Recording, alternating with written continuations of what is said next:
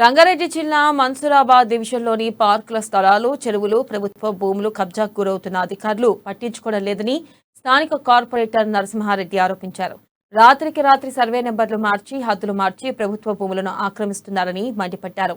ఇక కులాల మధ్య అధికార నాయకులు చిచ్చుపెట్టే ప్రయత్నం చేస్తున్నారని, చెరువుల ఎఫ్టీఎల్లు, బఫర్ జోన్లు మాయం చేసి కబ్జాలకు పాల్పడుతున్నారని చెప్పారు.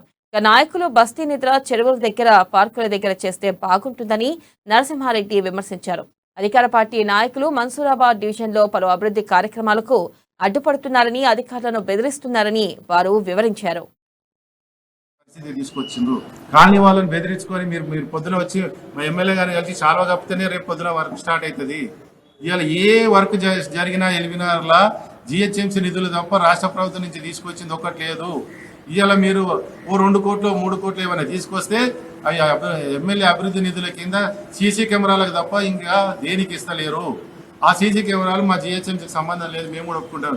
కానీ ఇవాళ ఏ వర్క్ జరిగినా కూడా జిహెచ్ఎంసీలో వాటర్ వర్క్ సంబంధించిన విషయాలు కానీ, జిహెచ్ఎంసీ సీసీ రోడ్లు కానీ, కమిటీలు కానీ, ఏ జరిగినా జిహెచ్ఎంసీ నిధులే.